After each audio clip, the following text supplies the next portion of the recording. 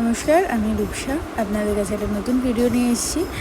এই ভিডিওটা ছিল আমার গয়ার ভারত সেবা আশ্রম থেকে ভিডিওটা করা। আমাদের ট্রেন সকালবেলা সকাল 6:10 নামিয়েছিল গয়া স্টেশনে। তারপর আমরা অটো করে ভারত সেবা আশ্রমেরই অটো করে আমরা চলে এসেছিলাম ওনাদের আশ্রমে। এসে আমরা রেডি হয়ে নিয়ে চলে গেছিলাম ওনাদের সাথে আজকের নিয়মকানুন শুরু করার জন্য। আমাদের আজকে নিয়মকানুন, আমাদের কাজটি ছিল 5 দিনের। কিছু কিছু কারণে 5 দিন, 11 দিন, 15 দিন, আবার অন্য কোনো কাজে একদিনও হয়। আমাদের কাজটি ছিল 5 দিনের জন্য। আমাদের আজকে পরতে বলা হয়েছিল পুরানো জামাকাপড়। যে জামাকাপড়টি 3 দিনে, যেদিন আমরা কাজ করব সেই দিন এই জামাকাপড়গুলো ফেলে দিতে হবে। ভারত সেবা আশ্রম থেকে আমাদের একজন পুরোহিতকে ওনারা ঠিক করে দেন। তার সাথেই আমরা চলে যাই টোটো করে বিষ্ণু মন্দির, যেখানে বিষ্ণুদেবের পা আছে, মানে পাদুকা আছে। এই মন্দিরের ধারেই যে নদী আছে, সেই নদীর কাছেই আমাদের এই আজকের প্রথম দিনের কাজ হবে। প্রথম দিন না, এই নদীতে ধারেই আমাদের 5 দিনই কাজ হয়েছে। বিষ্ণু মন্দিরে কিছু অনুষ্ঠানের জন্য পুরো প্যান্ডেল করা ছিল, কারণ অনুষ্ঠানটি আগামী কিছুদিনের মধ্যেই শুরু হবে। এখানে সবাই পুজোও দিতে আসে, আবার অনেকে পিণ্ডদানের জন্য কাজও করতে আসে। ইনি আমাদের পুরোহিত, ইনি আমাদের খুব সুন্দরভাবেই কাজ করিয়েছেন। লাস্টে আমি ওনার কন্ট্যাক্ট নাম্বারও দিয়ে দেবো। এবং ভারত সেবা আশ্রমে আপনারা কিভাবে আসবেন তারও আমার ভিডিও অলরেডি শর্টে দেয়া আছে, আপনারা চাইলে দেখে নিতে পারেন। এবং মহারাজেরও কিছু কথা এই চ্যানেলেই দেওয়া আছে, আপনারা চাইলে সেগুলোও শুনে নিয়ে আসতে পারেন। ভারত সেবা আশ্রমের অনেক কিছু গাইডলাইন আছে, সেই গাইডলাইন অনুযায়ী আপনাকে সব কিছু করতে হবে। ওনারা কোনো কিছু ভুল ডিসিশান বা কোনো নিয়মের বাইরে গিয়ে কোনো কাজ করে না। যা কিছু করে ওনারা সবই নিয়মের মধ্যে গিয়েই করে। আমরা যেহেতু আগে থেকেই আশ্রমের সাথে যোগাযোগ করে এসেছি, সেই কারণে ওনারা তিথি, নক্ষত্র, দিনক্ষণ দেখে আমাদের জানিয়ে দিয়েছিলেন যে আপনারা এই দিনে আসুন। কারণ আমাদের যেহেতু কাজটি 5 দিনে ছিল, 5 দিনের সময় দিনক্ষণ দেখেই কাজটি শুরু করতে হবে। এছাড়া অন্য কোনো যাদের একদিনে কাজ, তারা যে কোনো দিনও আসতে পারেন পিণ্ডদানের জন্য। বাট আমাদের কাজটা 5 দিনের ছিল, সেই কারণে আমরা আগে থেকেই ওনাদের সাথে যোগাযোগ করে রুম বুকিং করে ওনাদের কাছে আমরা জানিয়েছিলাম যে এই দিন আমাদের সময় হচ্ছে আর এই দিন ওই দিনক্ষণ পড়ছে, তাই আমরা সেই দিন উপস্থিত হয়েছিলাম। এখানে পিণ্ডদানের জন্য অনেক কিছু জিনিসপত্র লাগে। আমাদের প্রত্যেকটা জিনিসপত্রই আমাদের যে পুরোহিত ছিলেন উনি সব কিছু জোগাড় করে নিয়েছিলেন। আমাদের কোনো জিনিস কিছু নিজেদের হাতে কিনতে হয়নি। প্রতিটি জিনিসই উনি সুন্দরভাবে জোগাড় করেছিলেন। যা যা প্রয়োজন সবই উনি ওনার পরিচিত দোকান থেকেই উনি নিজেই নিয়েছিলেন। তা সবজি হোক বা পিণ্ডদানে যা যা জিনিসপত্র লাগে, ধূপ মোমবাতি হোক। আমাদের এখানের মতো ওখানে কিছু নিয়মকানুন অনেকটাই আলাদা, সবই এক নয়। পিণ্ডি দেওয়ার নিয়মপত্রও আলাদা এবং পিণ্ডদানের যে জিনিসপত্র লাগে সেগুলোও আলাদা। তা আমি আপনাদের সামনে তুলে ধরছি।